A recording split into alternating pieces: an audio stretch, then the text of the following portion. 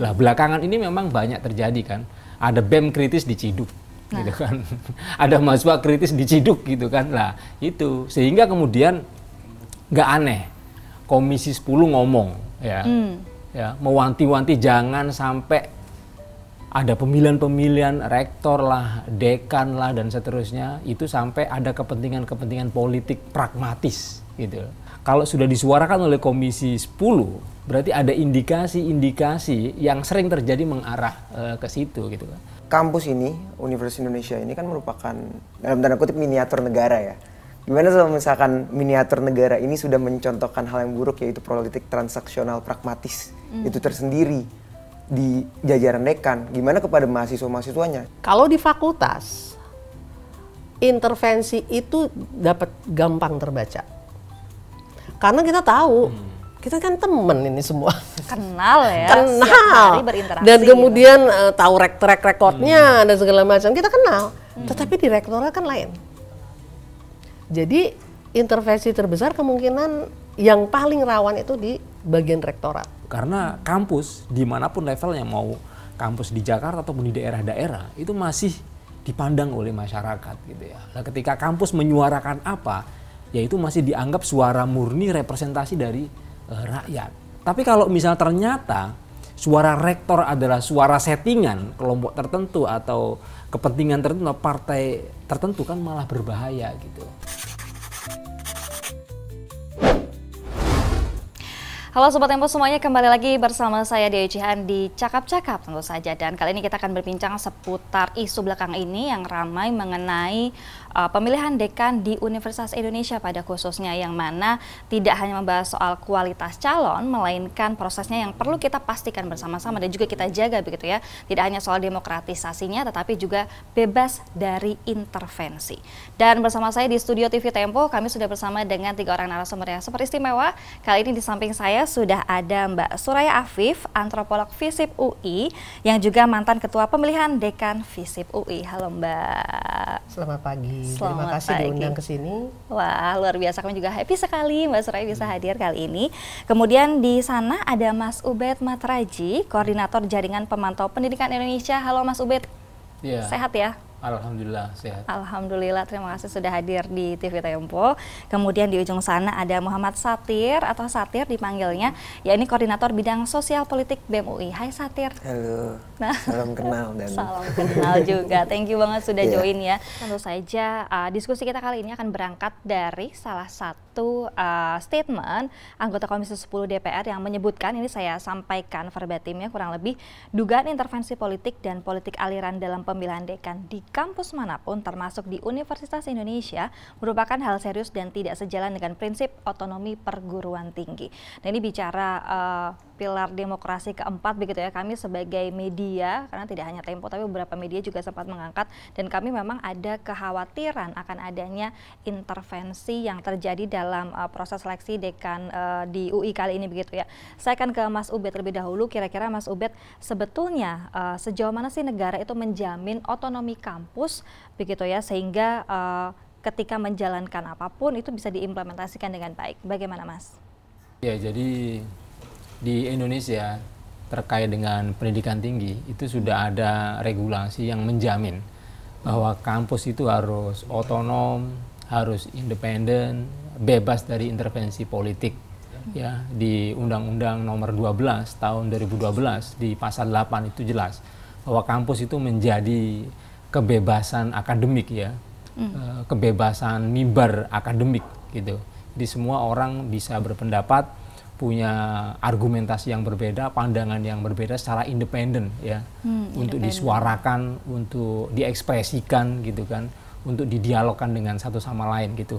Jadi tidak boleh ada satu kekuatan yang menghegemoni kampus atau mengintervensi kampus sehingga kampus itu diarahkan kemana gitu. Nah, ketika kampus sudah diarahkan kemana sesuai dengan kepentingan tertentu, apalagi kepentingan partai politik misalnya atau politik pragmatis misalnya, itu sangat bertentangan dengan Undang-Undang nomor 12 tahun 2012 gitu. Oke, itu termasuk dengan ini Mas, mencakup kebebasan dalam persoalan tadi pemilihan pimpinan-pimpinan di universitas, itu juga mencakup hal tersebut. Ya, sebenarnya salah satunya itu, gitu kan. Jadi bagaimana pimpinan itu dipilih, gitu kan. Bagaimana pimpinan itu harus menjamin ya suara mahasiswa, suara BEM, suara dosen, semua sivitas akademika itu punya kebebasan. Punya kebebasan untuk bersuara di mimbar ya.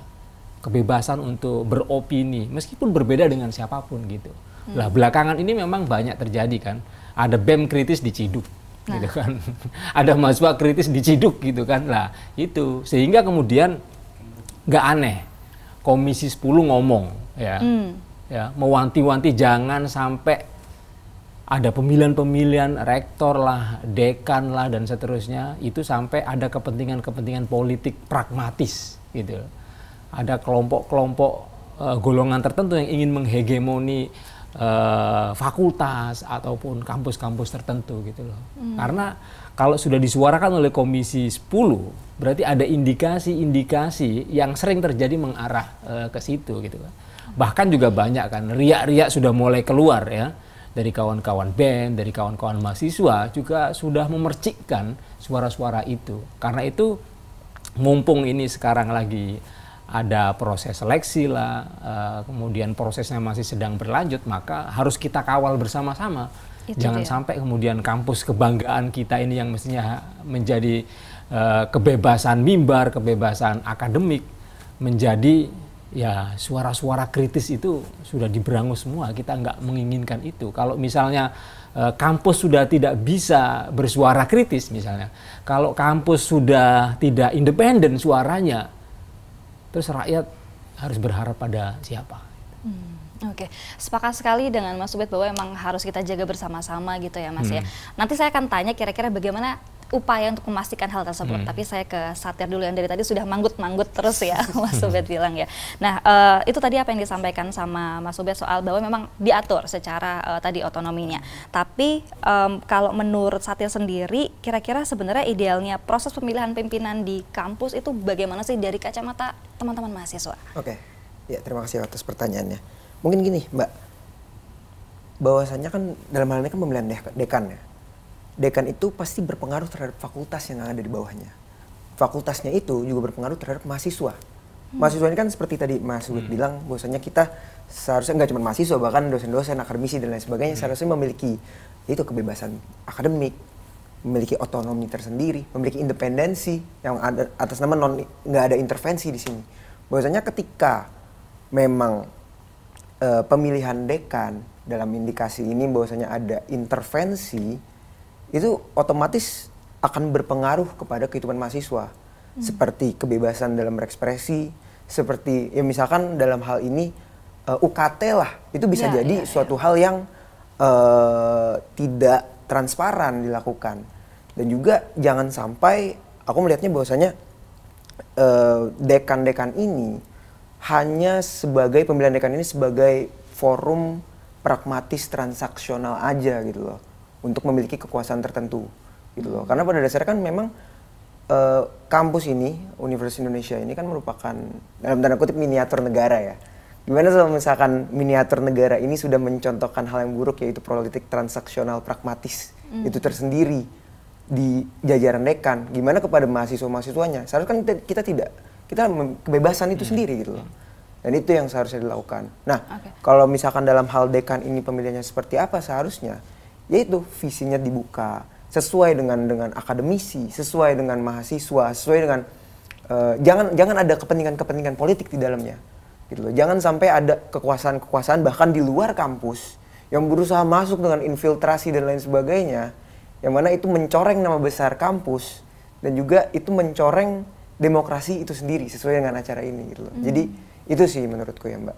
Oke. Baik, Satir ini menarik tadi. Satir kan sempat sebutkan bahwa memang pemilihan dekan ini itu dampaknya sampai sejauh ke berbagai unsur atau elemen-elemen di dalam fakultas. Betul. Nah, boleh nggak sih perjelas kepada kami kira-kira dampak yang paling praktikalnya misalnya apa? Contoh yang pernah dirasakan langsung oleh Satir. Oke. Ini aku nggak nyebut fakultas ya. Cuman intinya tuh waktu itu pernah akan ada aksi Cuman karena dekan ini dalam tanda kutip dekat lah dengan rektor dan rektornya berusaha untuk tidak menjalani aksi, jangan aksi, ya otomatis dalam hal ini mahasiswa baru tuh tidak diperbolehkan untuk aksi. Padahal aksi itu kan merupakan hak setiap orang. Aksi itu kan kebebasan berekspresi setiap orang. Jadi sesimpel kita ingin aksi saja, sesimpel kita ingin melakukan demonstrasi, melakukan praktek demokrasi itu sendiri, itu bisa menjadi dampak dari dekan-dekan dalam tanda kutip yang kurang meritokrasi dan kurang memiliki visi yang sesuai dengan akademisi ataupun mahasiswa di dalamnya. Gitu sih sebenarnya. Oke, itu dirasakan langsung oleh kawan-kawan mahasiswa. Betul. Ya. Oke, tahan dulu Satya, saya geser dulu ke Mbak Suraya. Mbak Suraya mungkin karena tadi disebutkan bahwa juga pernah menjabat sebagai mantan ketua panitia pemilihan atau seleksi dekan FISIP UI, begitu ya. Kita akan bicara soal experience dari Mbak Suraya sendiri, kira-kira mekanisme ideal yang diterapkan pada saat itu untuk memastikan tadi meritokrasi, transparansi, itu sesuai pengalaman Mbak seperti apa sih? Iya, jadi memang dekan ini ya di satu sisi harus mencerminkan aspirasi dari dosen dan tendik dan sebenarnya juga kalau kami itu ya cleaning service, satpam semua itu ini ya harus mencerminkan relasi yang baik gitu ya. Nah tapi memang di satu sisi dekan juga adalah pihak yang berkolaborasi dengan rektor gitu menjalankan kewajiban. Jadi harus ada target dan segala macam dari rektor ya. Rektor juga dipaksa untuk target dari kementerian gitu kan. Jadi ini sebenarnya tidak linear ya. Jadi ada masalah-masalah itu. Nah, jadi panitia seleksi itu sebenarnya memastikan satu ya ke administrasi dan segala macam sesuai dengan regulasi ya di dalam pemilihan. Pada waktu itu saya bagian dari panitia itu masih COVID tuh 2021 kan 2025 itu pemilihannya masih dalam situasi COVID ya. Jadi kami juga nggak bisa ketemu, semuanya dilakukan oleh Zoom ya.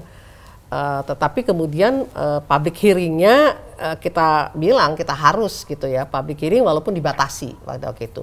Jadi kita juga pakai Zoom dan orang masih biasa datang tapi dibatasi jumlahnya. Nah, jadi tugas panitia seleksi adalah menampung aspirasi dari semua gitu ya.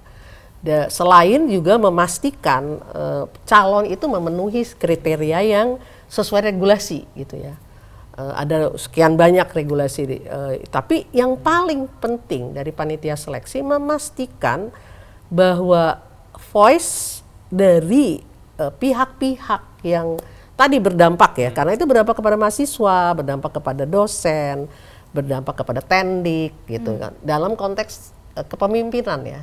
Jadi pemimpin itu kan punya style, masing-masing itu kan ada style gitu karena jadi itu juga harus dipastikan bagaimana akan berdampak gitu. Nah, panitia seleksi itu memastikan suara itu didengar.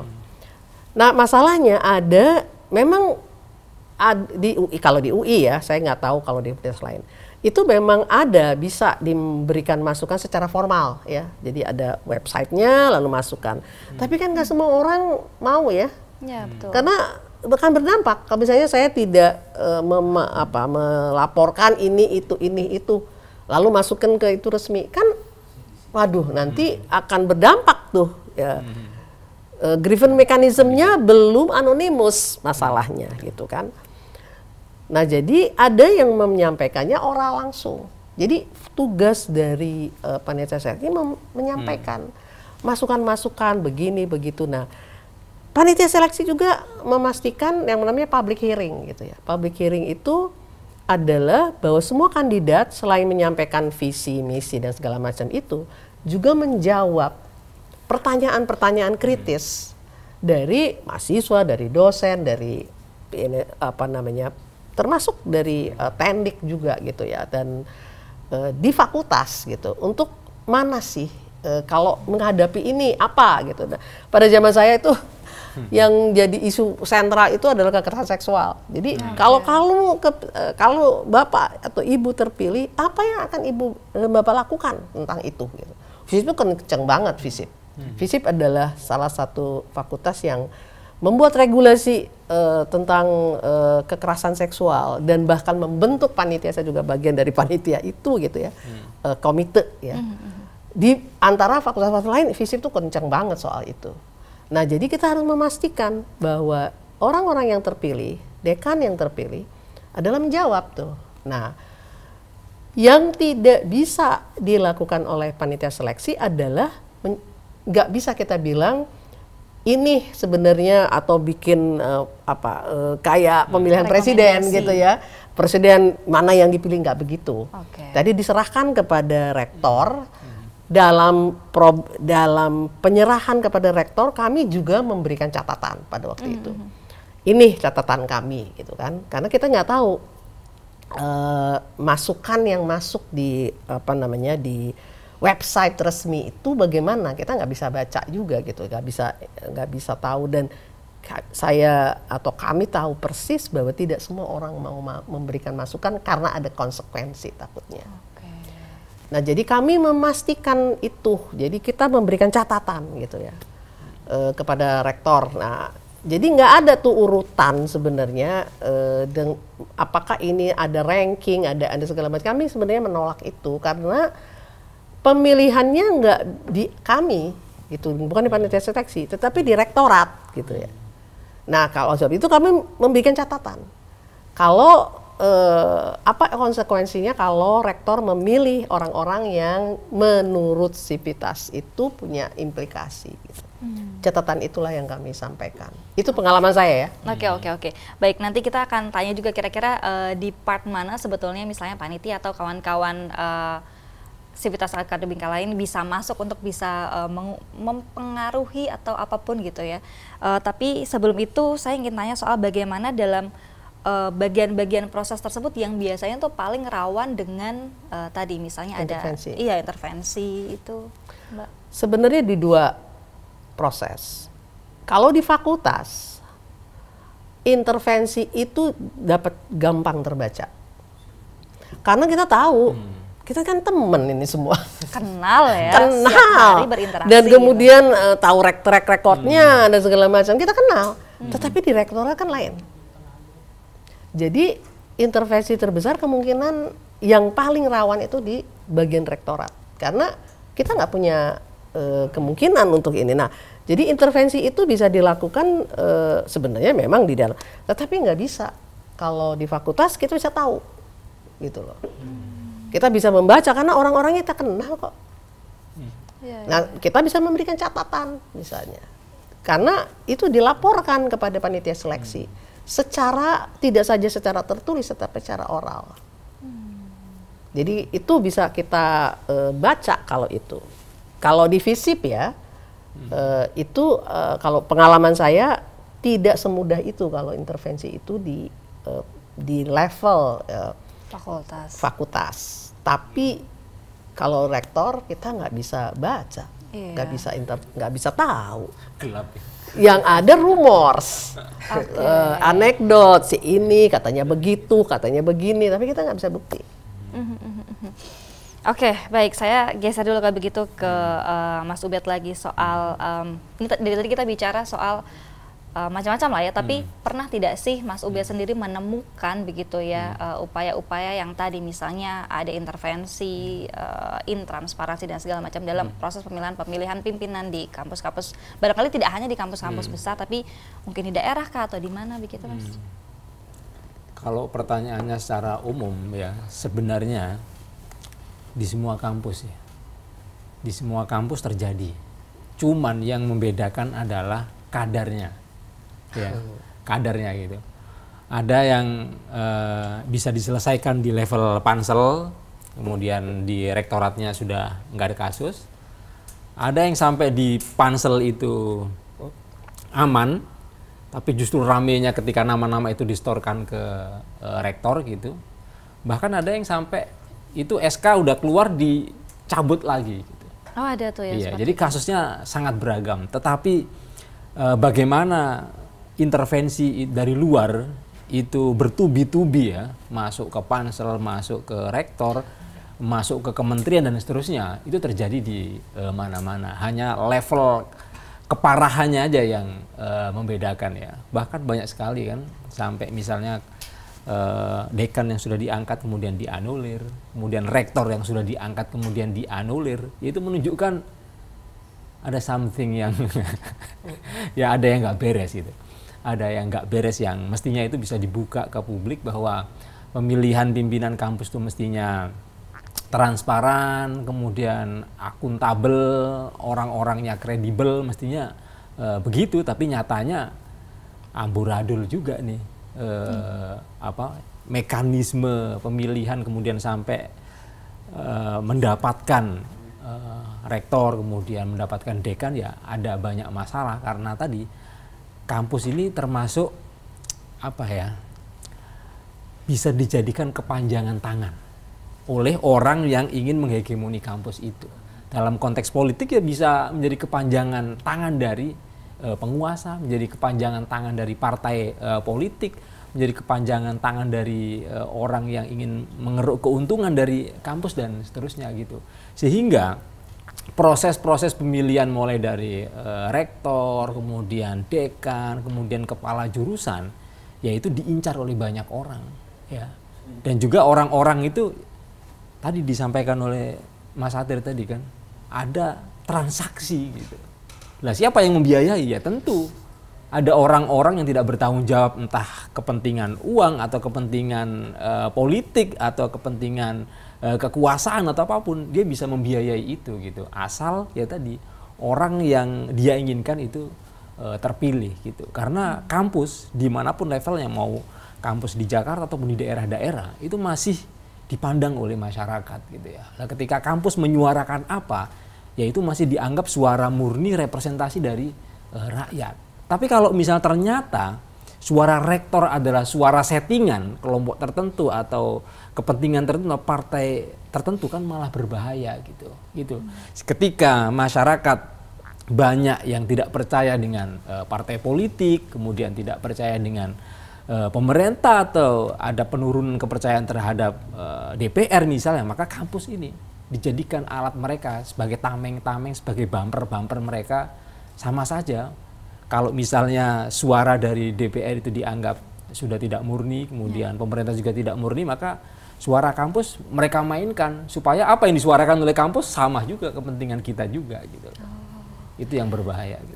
Oke, baik Mas, tapi apa sebetulnya kalau dari teman-teman jaringan pemantau pendidikan ini melihat faktor yang membuat kampus ini ya itu tadi mudah dimasuki oleh intervensi-intervensi yang tidak seharusnya? Karena kan kita semua percaya bahwa sebenarnya ya di kepala kita ya institusi pendidikan itu adalah institusi yang harusnya independen dan segala macam. Tapi kenapa kok kalau saya dengar ceritanya Mas Ubed tuh cenderung mudah untuk tadi hal-hal ini masuk gitu?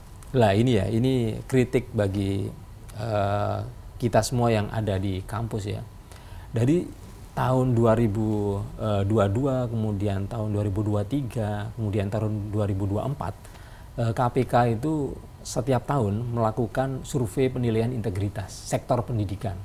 Nah, salah satu yang di asesmen adalah perguruan tinggi, gitu ya.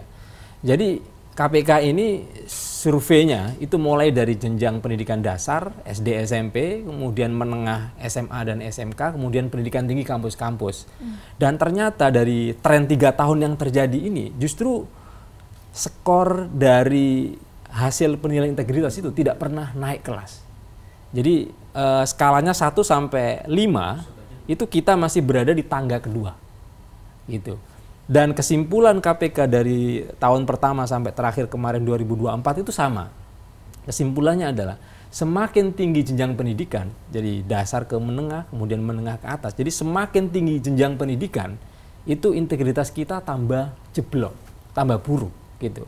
Artinya skor integritas orang-orang atau guru-guru di pendidikan dasar itu jauh lebih baik daripada SMA, jauh lebih baik daripada perguruan tinggi gitu. Nah, ketika lembaga-lembaga pendidikan ini ya mulai dasar, menengah sampai dengan pendidikan tinggi itu di dalamnya ada banyak orang-orang yang tidak berintegritas, maka yang namanya transaksi, kemudian kepentingan-kepentingan yang tidak bisa dipertanggungjawabkan, itu bisa dengan mudah celah-celah itu dimasukin ke kelompok-kelompok itu. Gitu. Oke. Mengejutkan tapi tidak mengejutkan. Gitu. Oke, saya ke Mbak Suraya lagi dulu, Mbak. Kalau tadi kita sepakat bahwa memang pemilihan dekan pada khususnya itu menjadi hak prerogatif dari rektor, gitu. Tapi kira-kira di bagian mana itu tuh mungkin peran-peran publik ini sekali lagi bisa menjadi apa ya, mempengaruhi baik secara langsung maupun tidak langsung untuk pada akhirnya dekan-dekan terpilih adalah yang paling berintegritas, yang paling sesuai dengan kebutuhan kawan-kawan di fakultas. Iya, jadi mungkin kita harus lihat juga ini ya. Kalau saya ngelihatnya peer ya. Tadi kan intervensi ini segala macam. Kalau peernya mengiyakan gitu kan, maka intervensi itu kan gampang sekali gitu kan. Nah, jadi tergantung dari peer dosen yang ada, terutama yang guru besar yang ada di situ gitu. Peernya bagaimana berpikirnya? Karena dari peer group itu, dia kan membuat aturan seleksi gitu ya. Panitia seleksi itu juga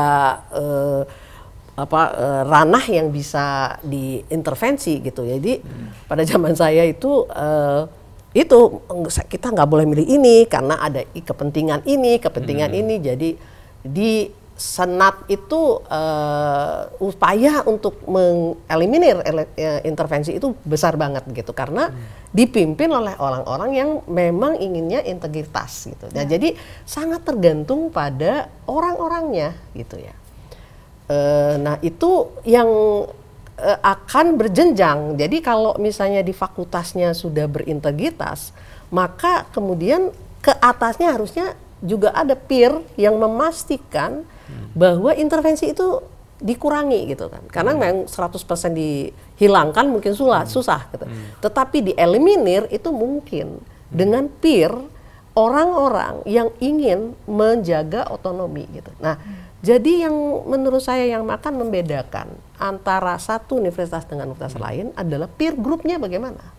Kualitas dari peer groupnya. Jadi bukan 1-2 orang.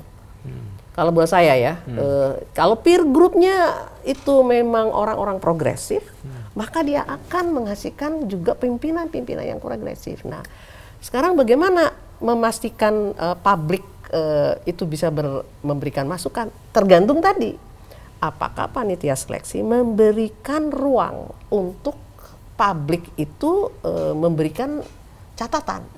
Karena kita tidak tahu misalnya orang ini kelakuannya di luar kampus bagaimana. Kan harusnya ada kesempatan publik untuk memberikan catatan. Tetapi harusnya ini kembali lagi ya, grievance itu harusnya anonimus. Tidak boleh ada orang, karena nggak bisa dong. Itu kan ada konsekuensi nanti kalau saya bilang si A, misalnya saya tahu misalnya seseorang ini itu punya masalah di luar kampus, kita kan nggak pernah tahu ya, selalu tahu. Kalau di kampus kita bisa tahu, tapi kalau di luar kampus bagaimana? Jadi sebenarnya harusnya ada, tapi pengelolaannya harusnya anonimus, sehingga kita bisa mengecek gitu. Oh, ada berita seperti ini, kebenarannya seperti apa gitu ya. Jadi ada proses itu. Jadi kembali Mbak, itu bukan tidak mungkin, tapi persoalannya adakah political will di dalam sivitas akademik di universitas untuk mengeliminir sedapat mungkin intervensi itu.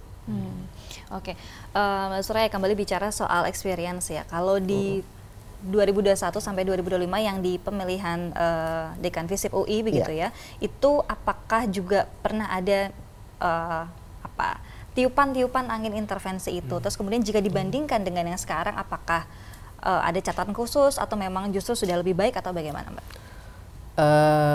Di masa waktu itu saya jadi panitia seleksi itu tidak ada bukti ya bahwa ada intervensi itu ya.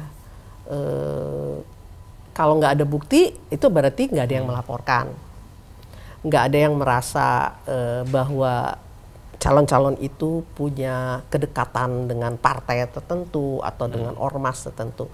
Kami tidak mendapatkan laporan tertulisnya, sehingga nggak bisa mengatakan itu ada atau tidak gitu ya. nggak bisa karena nggak ada bukti, nggak ada evidence. Kecuali kalau ada evidence ya, gitu. Nah, saya juga tidak melihat di pemilihan sekarang kan kalau di kampus ada rumor si ini si itu kan banyak lah ya. Saya tidak mendengar itu, mendengar ada rumor si ini itu memang dimasukkan karena kepentingan itu. Dari calon-calon itu saya lihat integritasnya cukup dalam konteks itu ya, intervensi itu tidak kita tahu gitu. Tapi kita kan tidak tahu di luar itu lalu bagaimana dia mempengaruhi rektorat, saya nggak tahu itu gitu ya. Dan itu susah dibuktikannya. Kembali lagi ya, saya sepakat sama tadi ya bahwa intervensi 100% itu susah gitu kan. Tetapi bisa sebenarnya dibuat aturan yang dibilang sivitas, kalau sivitas akademiknya mau ya membuatnya sedikit mungkin intervensi, maka dibuatlah aturannya, dibikinlah caranya agar intervensi itu bisa sedapat mungkin diketahui gitu. Artinya pada saat itu belum ada ya Mbak ya mekanisme untuk mengatur hal tersebut. Tidak dalam konteks dibicarakan secara terbuka atau dibuat aturannya. Misalnya, bolehkah seorang calon dekan ini adalah anggota satu kelompok tertentu gitu? Kan nggak ada aturan, kecuali aturannya adalah seorang dosen tidak boleh jadi anggota partai politik ya. Cuman itu kan? Ya clear kalau itu. Kalau itu clear. Tapi kan kedekatan apa dan itu kan nggak ada. Nah itu juga tidak pernah dibicarakan atau didiskusikan. Sebenarnya intervensi yang kita ingin atur itu seperti apa? Jadi kalau menurut saya kalau kita tidak pernah bicarakan dan kita tidak pernah atur, maka agak susah tuh bagaimana melihat konflik of interest itu gitu. Jadi konflik of interest itu kan dihindari dengan membuat aturan. Mungkin barangkali bisa berangkat dari ada evaluasi dari pemilihan tahun-tahun sebelumnya. Betul. Gitu. Nah, jadi satu proses yang sebenarnya agar pemilihan itu tambah baik gitu ya, harusnya ada yang namanya monitoring dan evaluasi. Yang mana semua panitia seleksi diundang gitu ya, ditanya bagaimana melakukan improvement terhadap atau perbaikan ya terhadap aturan-aturan yang ada. Nah itu nggak pernah ada. Jadi setelah seleksi selesai gitu loh. Tidak ada satu diskusi tentang evaluasi apa masukan-masukan untuk perbaikannya itu. Menurut saya itu harusnya dilakukan. Oke, penting ya karena karena ke depan itu bagaimana sih gitu. Kembali lagi, hanya mungkin kalau peer group di dalam universitas memang berusaha keras untuk menegakkan otonomi dan sepakat gitu loh. Karena kalau tidak ada, nah itu kan problemnya ya. Kenapa ada kampus yang membuka intervensi? Ya karena peer groupnya, dan ini berkaitan dengan orang-orang yang tidak ada melihat jadi, itu tidak masalah gitu. Jadi kalau menurut saya justru kekosongan itu atau ketiadaan itu, yaitu dinormalisasi. Iya, betul. Dinormalisasi sehingga yang didiskusikan oleh pansel soal ini harus dijaga dari kepentingan tertentu masuk atau ini harus dijaga supaya tidak ada intervensi, itu sengaja tidak dilakukan evaluasi, sengaja tidak dilakukan improvement gitu kan, sehingga ya dinormalisasi aja. Nanti ada pansel yang masuk angin misalnya, atau nama-nama yang sudah dikirim ke rektor lalu menjadi bocor, kemudian ada dugaan transaksi itu ya itu karena memang ketiadaan aturan itu atau catatan penting dari pansel untuk melakukan perbaikan ke depan itu ya sengaja tidak ada ya, dinormalisasi ya. Atau mungkin bukan dinormalisasi Mas, mungkin sudah pada tahu terus dianggap normal dan yang punya kepentingan jadi kayak ngerasa wah ini adalah celah yang possible untuk dimasuki untuk melakukan tadi tangan-tangan masuk begitu barangkali ya. Iya, makanya tadi kan Mbak Soraya tadi kan menggarisbawahi soal political will itu masih PR gitu. Kalau ada keinginan bahwa pemilihan rektor itu harus bersih, dekan itu harus bersih, maka ya tadi itu selalu ada perubahan-perubahan yang lebih baik soal mekanismenya, soal pelibatan publiknya. Misalnya setelah proses administrasi selesai, itu kan publik boleh kasih penilaian, ya kan, terhadap orang-orang calon ini gitu kan. Tapi ketika pansel sekian bulan sudah diumumkan, tapi feedback dari publiknya dikit, begini harus ada catatan berarti kan. Mekanisme yang seperti ini itu belum mampu menarik publik untuk bisa kasih masukan. Apakah ada cara lain berarti kan gitu kan? Berarti ada cara lain untuk bagaimana public engagement itu lebih kuat lagi. Apakah harus lebih luas diekspos ke media atau harus menggunakan sosial media seperti zaman sekarang, atau kanal-kanalnya bisa dibuka model apa saja gitu kan? Itu kan menjadi catatan penting yang ke depan itu jauh lebih berintegritas sistem yang dibikin ini gitu loh. Tapi ketika tidak ada evaluasi yang sangat serius untuk perbaikan, kemudian monitoringnya juga ini bener-beneran apa ini sangat ketat atau gimana, ya ini pertanyaan-pertanyaan soal apakah ada konflik kepentingan, apakah ada intervensi, apakah ada transaksi, itu jadi pertanyaan dari tahun ke tahun, dari periode ke periode yang sengaja dibiarkan begitu. Baik, oke. Saya geser ke Satir lagi deh. Satir, di momentum yang pemilihan dekan kali ini, apakah dari teman-teman BEM ini sudah ada dialog begitu ya dengan pihak kampus untuk membicarakan secara spesifik begitu ya soal seleksi dekan ini? Oke. Sebenarnya kalau misalkan karena aku kan BEM kampus ya, itu aku nggak bisa langsung ke dekan. Cuman mungkin dari pihak-pihak fakultas juga akan terus mengawal ini sebenarnya. Karena apa ya, itu tadi, ini kan ngaruh juga ke fakultas, ngaruh juga ke mahasiswa di fakultas tersebut. Bahwasanya kita akan terus mengawal ini, dan kita akan terus koordinasi juga sebenarnya sama fakultas, sama BEM-BEM fakultas. Bahwasanya intervensi-intervensi tersebut, bahwasanya ada upaya-upaya mengkooptasi dekan-dekan ini, itu perlu dipandang lebih jauh lagi gitu loh. Perlu menjadi perhatian bersama gitu loh. Karena ya itu tadi, kalau misalkan hal ini dinormalisasi dan ini menjadi celah, baik itu celah hukum ataupun celah kepentingan-kepentingan untuk masuk ke dalam hal ini, itu yang bahaya, itu yang jadi susah, itu yang jadi buruknya, bahkan itu ngaruh ke citra dari kampus itu tersendiri gitu loh. Jadi kita akan terus mengawal, kita akan terus memberikan evaluasi jika hal-hal tersebut berdasarkan bukti-bukti yang ada itu tuh memang terjadi. Dan juga ya yang pasti kita pengen dekan-dekan di tiap fakultas, bahkan itu rektor itu sendiri bebas dari kepentingan-kepentingan politik transaksional itu sendiri, gitu sih. Karena kan dekan dan rektor itu kan seharusnya bukan hubungan patron dan klien ya. Seharusnya kan independensi masing-masing, koordinasi juga sebenarnya, gitu sih. Oke, tapi kenapa kemudian menurut Satir penting begitu ya partisipasi dari kawan-kawan mahasiswa untuk terlibat begitu menyuarakan supaya tidak ada intervensi dan lain-lain? Penting dong, karena kan tadi mahasiswa juga ngaruh dengan apapun regulasi yang dilakukan, apapun yang dilakukan oleh dekan ataupun rektor itu kan mahasiswa berpengaruh. Bahkan kehidupan kemahasiswaan pun seperti yaitu berorganisasi, kehidupan untuk melakukan hal-hal demokratis, demonstrasi dan lain sebagainya, itu kan juga berpengaruh dari dekan dan juga rektor pimpinan di kampus gitu loh. Jadi ketika pimpinan dari kampus ataupun fakultas itu memiliki kepentingan tersendiri, apalagi kepentingan politik, itu kan menjadi susah, itu kan yang tidak seharusnya, dan itu yang tidak kita mau gitu loh. Karena kan mahasiswa harusnya bebas, baik itu dalam hal berorganisasi, baik itu dalam hal belajar, dan itu hal-hal lainnya gitu. Gitu sih sebenarnya. Kawal terus pokoknya ya. Betul, akan terus dikawal terus karena ngaruh banget, sengaruh itu. Sengaruh itu. Oke. Mas Ubed lagi, Mas Ubed kalau bicara soal best practice atau contoh-contoh baik yang barangkali pernah terjadi di kampus-kampus lain yang bisa menjadi tadi teladan supaya itu bisa diimplementasikan kembali di kampus-kampus lain, ada nggak sih Mas?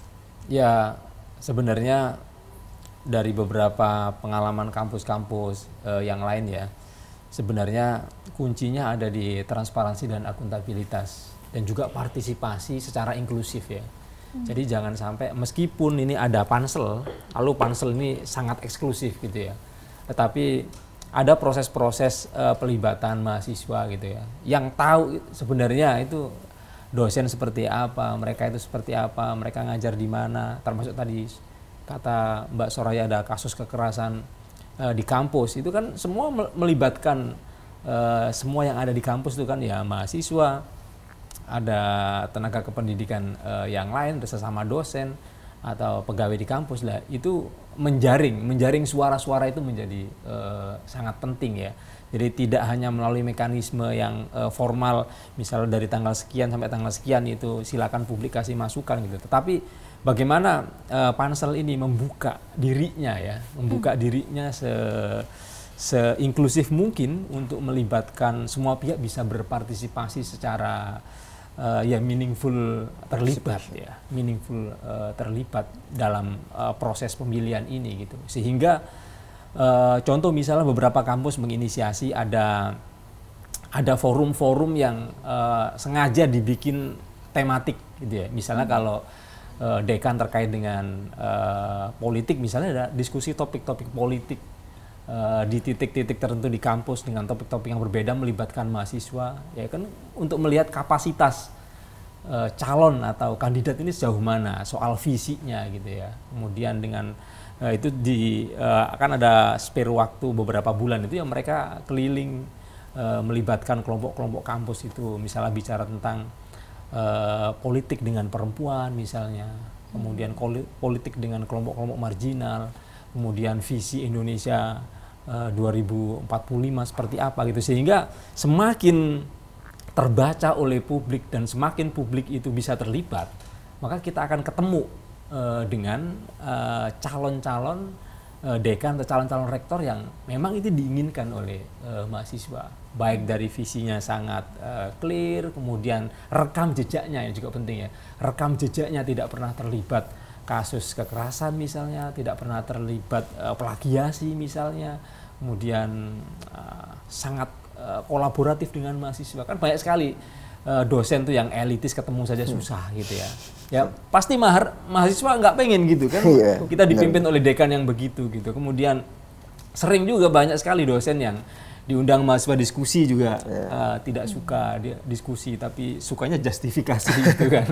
Lah pasti mahasiswa nggak suka dengan dosen seperti itu, karena mahasiswa sejak awal dilibatkan oleh pansel-pansel ini, maka dengan sendirinya itu kandidat-kandidat itu akan mengkerucut kepada nama-nama tertentu yang punya integritas tinggi, punya rekam jejak bagus dan visinya bagus untuk kemajuan kampus gitu. Oke, Mbak Soraya, tanggapannya seperti apa supaya tadi si panitia seleksi ini nggak cuman ya udah oke menggugurkan kewajiban bahwa ada bagian partisipasi publik, tapi benar-benar menjemput bola, melakukan secara optimal, mengumpulkan supaya suara-suara inklusif ini masuk semua, begitu apa Mbak? Ya pengalaman kami ya itu sebenarnya ya kebetulan pengalaman ini ya, pengalaman panitia seleksi FISIP ya, saya nggak bisa mengatakan apakah general begitu ya, tetapi kebetulan yang dipilih oleh Senat pada waktu itu adalah orang-orang progresif di pansel itu gitu, dan orang-orang yang tidak punya kepentingan untuk misalnya pro kandidat ini, pro kandidat itu, karena penting juga ya si pansel itu dipilih orang-orang yang punya tahu fungsinya, yang kedua berpikir progresif, dan dia juga tidak ingin atau memenangkan salah satu kandidat, karena itu penting banget. Nah, pada masa itu kebetulan di Senat FISIP pada waktu itu yang peer-nya tuh orang-orang progresif gitu loh. Sehingga karena panitia seleksi itu kan dari tiap-tiap departemen ya dipilihnya ya, dan departemen boleh mengajukan dan kemudian dibahas gitu ya. Pada masa itu saya sendiri dipilih karena ya saya nggak tahu, pokoknya saya dipaksa harus gitu ya. Padahal saya ngapain sih gitu ya, nggak terlalu ini juga, semangat juga saya, tapi enggak, kamu gini begini. Oke lah kalau ini sesuatu yang harus diperjuangkan, karena pada waktu itu agenda teman-teman di kampus di FISIP pada itu memilih dekan yang memang mau memperbaiki isu kekerasan seksual. Pada waktu itu isunya kencangnya itu gitu loh. Nah, sehingga kita mau memastikan dekan yang terpilih itu adalah orang-orang yang akan memang mendukung komite pembentukan komite kekerasan seksual. Nah, jadi itu isunya pada waktu itu. Maka panselnya harus orang-orang yang memastikan itu gitu kan. Makanya jadi memang pemilihan pansel itu juga baik juga untuk dipikirkan ya, orang-orang yang progresif dan tahu persis gitu ya. Nah, bagaimana kita mengambil masukan ya? Memang ada masukan yang pada waktu itu baru kali itu sebenarnya dibuat ada masukan yang lewat lewat di centralize sebenarnya masukannya kalau di UI SSO. Jadi masuk ke situ bikin masukan gitu ya. Tapi kita sudah tahu, aduh kalau masukan seperti itu gitu ya, nggak semua orang merasa aman dan mau gitu ya. Maka pansel tugasnya adalah mendengarkan. Jadi kita mendapatkan masukan, Mbak, begini kita dapat laporan begini, dan ini kita bahas gitu loh. Pada waktu itu kita bahas. Jadi gimana? Ya ini Mbak, begini. Jadi kita sangat terbuka dengan masukan pada waktu itu. Tidak hanya tertulis gitu ya, tetapi juga masukan-masukan yang datang dari. Nah, kenapa kita bisa menerima itu? Karena Senat pada waktu itu memilih orang-orang yang dianggap progresif menurut mereka ya kebetulan nih memang setelah saya lihat memang orang-orang progresif ya yang tidak inklusif ya, tidak eksklusif, tidak merasa ini adalah saya pokoknya kalian enggak gitu. Karena tentu harapannya adalah supaya hasil penjaringannya juga progresif. Gitu ya, jadi kami kebetulan saya merasa bersyukur ya. Ada dalam sebuah panitia yang di dalamnya orang-orang progresif gitu, sehingga enak tuh kerjanya gitu kan. Tapi kalau yang dipilih orang-orang yang ya itu tadi ya memang kualitasnya akan susah membangun kepastian bahwa semua voice, semua suara itu didengarkan. Jadi pada waktu itu menurut saya sih kami mendapatkan jadi semua suara itu kami catat gitu ya. Jadi gimana nih gitu. Jadi ketika pun kami ini hasilnya gitu. Pansel itu membuat catatan. Ini yang kami dapat gitu. Dari apa masukan-masukan. Kenapa rektor harus memilih orang yang menurut gitu ya. Masukan-masukan di kami gitu ya. Itu punya harapan begini. Kita nggak bilang orang ya, tapi kualitas gitu. Kualitasnya tuh yang diharapkan oleh Civitas Divisip itu begini. Itu berdasarkan masukan. Jadi bukan berdasarkan keinginan pansel gitu ya, tapi berdasarkan masukan. Nah, jadi tergantung kembali lagi peer groupnya itu bagaimana orang-orang ada di kampus itu. Apakah terdiri orang-orang progresif atau tidak? Oke. Itu yang akan menentukan menurut saya. Oke, ya. Saya rasa itu yang di-highlight sama Mbak Soraya sih, pentingnya peer group ini untuk membantu menjaga, mengawasi begitu ya. Karena itu yang paling dekat barangkali ya Mbak ya. Ya. Paling dekat. Oke. Kalau dari pemerintah barangkali kementerian itu kira-kira upayanya seperti apa Mas Ubed? Teman-teman dari jaringan pemantau pendidikan melihat apakah memang sudah optimal dan segala macam. Apalagi sekarang kan di kabinet yang baru ya, itu kira-kira bagaimana? Ya kalau dari perspektif kami ya, dari masyarakat sipil ya inginnya ya pemerintah itu menjaga itu semua ya, kode etik ya, kemudian aturan ditegakkan dengan baik gitu. Sehingga kalau ada pelanggaran ya harus diberikan sanksi gitu.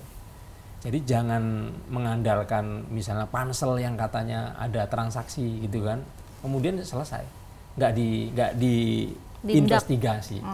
Ya bisa jadi kan kementerian dengar wah ini isunya kenceng ada transaksi nih di pansel ini di kampus ini, maka bisa kita inginnya pemerintah selaku penguasa yang punya kekuasaan untuk mengelola kementerian pendidikan tinggi, kementerian pendidikan tinggi dan saintek itu yang sekarang itu kan ya harus gerak cepat karena yang kita bangun yang kita jaga ini adalah perguruan tinggi kita gitu ya, sehingga kalau ada isu-isu atau ada indikasi-indikasi mengarah situ itu harus gerak cepat bikin ya semacam tim investigasi yang independen.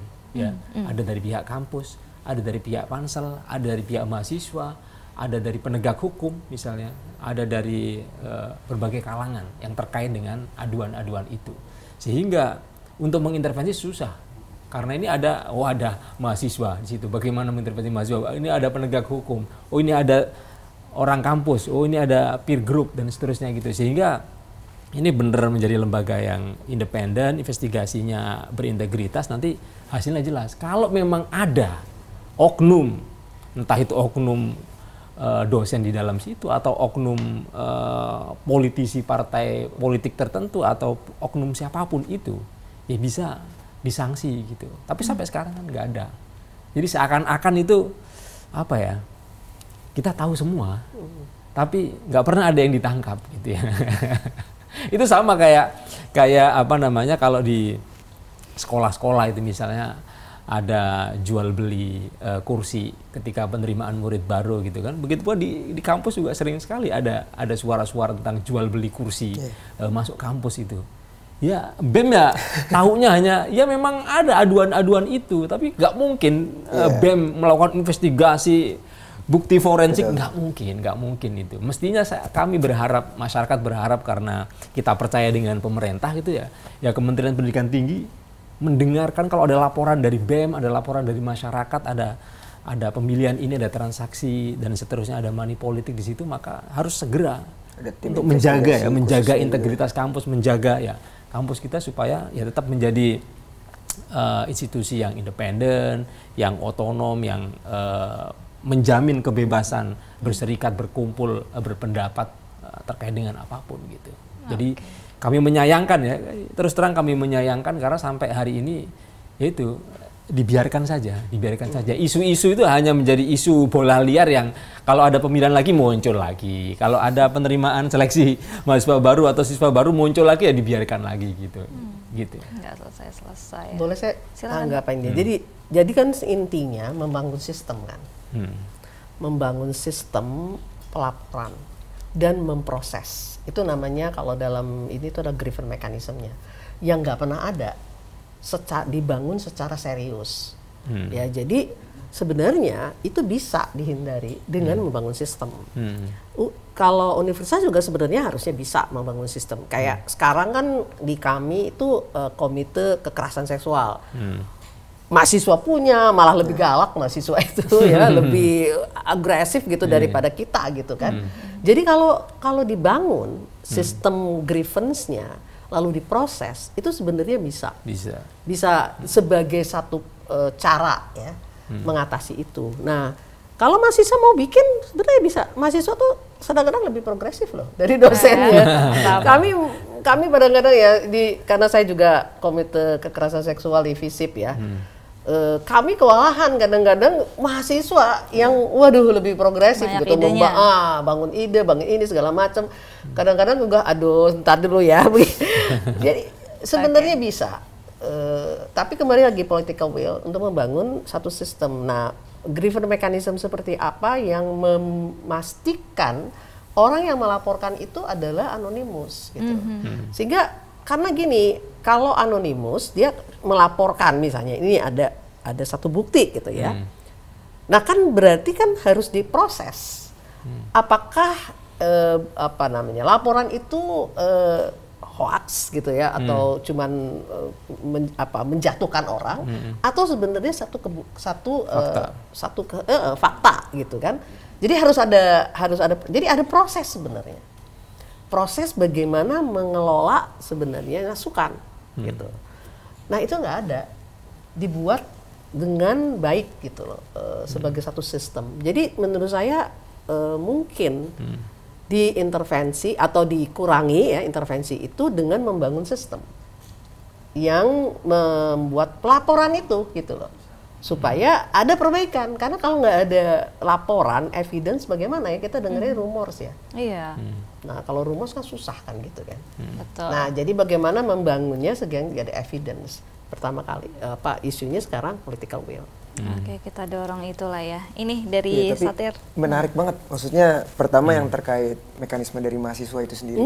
Karena ya sejujurnya mahasiswa kurang diikutsertakan kan memang ya dalam pemilihan dekan inilah dalam hal ini. Jadi ketika mahasiswa yang seharusnya ya itu bisa terdampak bisa dan lain sebagainya itu memiliki instrumen tersendiri dalam hal ini, itu tuh seharusnya menjadi lebih baik. Nah, menurutku sendiri ada pertanyaan lagi terkait hal itu. Gimana memastikan mahasiswa ini bisa didengar gitu kan? Gimana memastikan bahwasanya ada itu masukan-masukan itu bisa didengar. Itu sebenarnya balik lagi ke sistem, balik lagi ke regulasi ataupun aturan yang mendasari itu. Jadi memang dari awal sebenarnya ketika memang evaluasi itu tidak terjalani dari tahun ke tahun pemilihan dekan, itu kan itu masalah gitu loh. Ketika aturan itu tidak dibuat, regulasi itu tidak dibenahi dan lain sebagainya, ya nggak berkembang, nggak progresif seperti kata lu bilang kan. Iya. Nah sebenarnya pada waktu kami panitia seleksi, kita membolehkan kok kalau BEM mau bikin acara dan mengundang semua kandidat, kita bolehin. Nggak ada masalah. Jadi BEM misalnya membuat acara gitu ya, berdasarkan BEM dan itu adalah yang penting kan koordinasi. Untuk membangun yang namanya BEM bisa punya. Nah, kalau itu kemudian dimungkinkan gitu dalam panitia seleksi, bagus juga sih. Kalau saya nggak ada masalah gitu. Kami sebenarnya nggak ada masalah. Cuman dibuatlah nah itu kembali lagi kan. Kalau itu kemudian dievaluasi gitu, bagaimana agar ada perbaikan, lalu dibikin dalam satu proses itu gitu. Kandidat boleh diminta oleh BEM gitu. Diundang untuk kemudian ditanya dengan, karena mahasiswa kan lebih galak-galak ya nanyanya ya. Kritis ya. Lebih kritis ya, gitu, lebih ini. Nah, memang di public hearing kemarin kan sebenarnya mereka diundang gitu ya. Tetapi kalau BEM merasa, aduh pengen juga mereka melakukan itu sendiri, ya dibuat aja aturannya. Oke. Itu dari mana aturannya? Iya, diusulkan sebagai aturan rektor di dalam pemilihan. Betul. Revisi ya. Revisi. Makanya menurut saya harusnya ada evaluasi kan. Betul. Oke. Poin itu lagi ya, evaluasi itu yang memang perlu didorong terus begitu ya. Oke. Kalau dari Satir, teman-teman mahasiswa sendiri itu kira-kira upaya konkret apa yang akan dilakukan barangkali supaya tadi mendorong supaya fungsi pengawasan dari teman-teman unsur mahasiswa ini juga bisa optimal di momen seleksi dekan ini?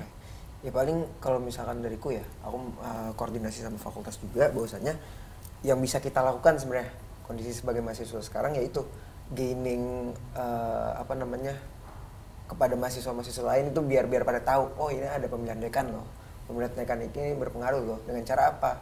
Bisa buat diskusi-diskusi, bisa ngebuat infografis, bisa ngebuat ya dalam hal tanda kutip propaganda ataupun ya sekreatif mungkin lah video atau dan lain sebagainya.